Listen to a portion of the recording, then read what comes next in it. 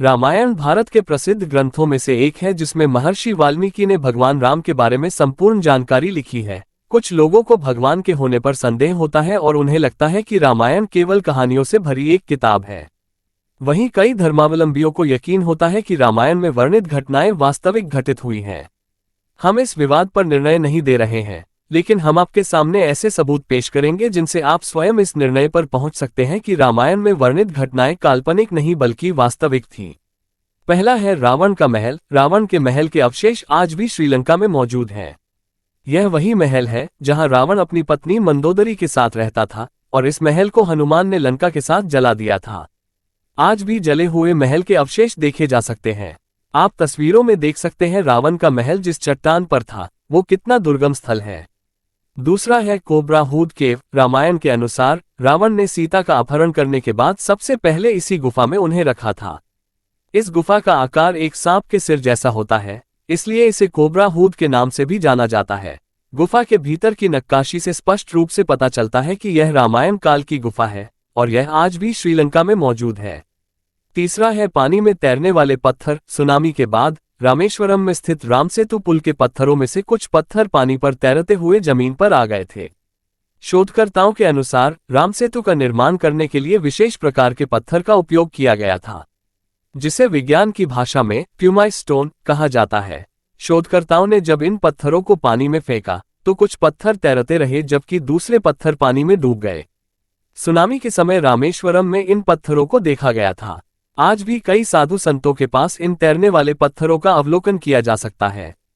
चौथा है हनुमानगढ़ी। कहा जाता है कि हनुमान जी इसी स्थान पर श्रीराम की प्रतीक्षा करते थे। रामायण के अनुसार सीता माता के अपहरण के समय राम जी ने हनुमान जी से मिलन किया था। यहाँ एक प्राचीन हनुमान मंदिर है जिसे हनुमानगढ़ी के नाम से भी जाना जाता है। कहा जाता है कि लंका विजय के बाद भगवान श्रीराम ने हनुमान जी को इस स्थान पर रहने की अनुमति दी थी, इसलिए इसे हनुमान जी का घर भी कहा जाता है। रामायण में भी हनुमानगढ़ी का उल्लेख किया गया है। पांचवा है रामायण कालीन हवाई अड्डे। श्रीलंका की रामायण अनुसंधान टीम ने दावा किया है कि रावण के समय में 4 हवाई अड्डे थे। श्री रामायण रिसर्च कमेटी के अनुसार इन चारों में से एक उसानगुड़ा हवाई अड्डा नष्ट हो गया था। छठा है द्रोणागिरी पर्वत। रामायण कथा में बताया गया है कि लक्ष्मण और मेघनाथ के युद्ध के दौरान मेघनाथ के बाण से लक्ष्मण को मूर्छित हो गया था। इसके उपचार के लिए राजवैद्य सुरोन ने सुझाव दिया कि द्रोणागिरी पर्वत से संजीवनी बूटी लानी चाहिए। हनुमान जी ने इस बात को जानने के लिए द्रोणागिरी पर्वत पर जाने का निर्णय लिया। वो पर्वत पर संजीवनी बूटी की पहचान नहीं कर पाए, इसलिए उन्होंने पूरे पर्वत को ले जाने का फैसला किया। बूटी को निकालकर लक्ष्मण की प्राण रक्षा की गई। लक्ष्मण की स्थिति सुधारने के बाद हनुमान जी ने द्रोणागिरी पर्वत को वहीं पर छोड़ दिया। ये पर्वत आज भी श्रीलंका में मौजूद है और जब वैज्ञानिकों ने इसे शोधा तो पता चला कि यहाँ पर हिमालय पर्वत पर ही पाई जाने वाली वही जड़ी बूटियां मौजूद हैं।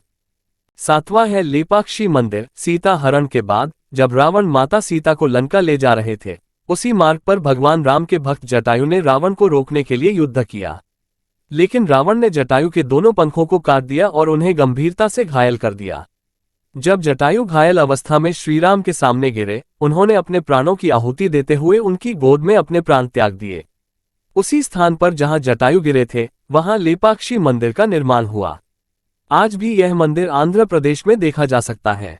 आंतवा है पंचवटी। जब राम, सीता और लक्ष्मण अयोध्या छोड़कर वनवास के लिए गए थे तो वे यहाँ एक झोपड़ी बनाकर अपना वनवास बिताया था। इसके साथ ही लक्ष्मण ने इसी स्थान पर शूर्पणखा की नाक काटी थी। ये स्थान पंचवटी तपोवन के रूप में आज भी नासिक में स्थित है और इसी स्थान पर एक गुफा भी है जिसे सीता गुफा के नाम से जाना जाता है। 9वां है कोनेश्वरम मंदिर। जैसा कि आप सभी जानते हैं, रावण भगवान शिव की पूजा करता था और इसलिए उसने इस मंदिर का निर्माण कराया था। ये दुनिया का एकमात्र ऐसा मंदिर है जहां रावण की आकृतियां भगवान शिव से अधिक हैं।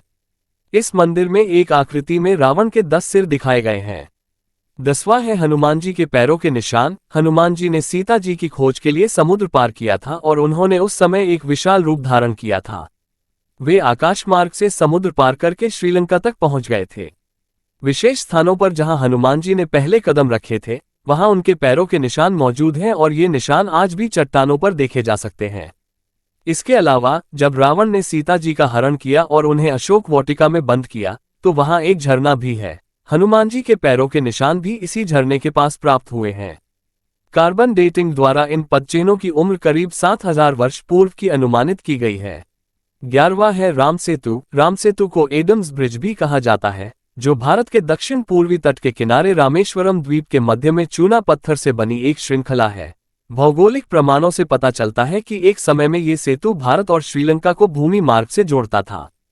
इस वीडियो में इतना ही दोस्तों, वीडियो को लाइक व शेयर करें और कमेंट में जय श्री राम जरूर लिखें।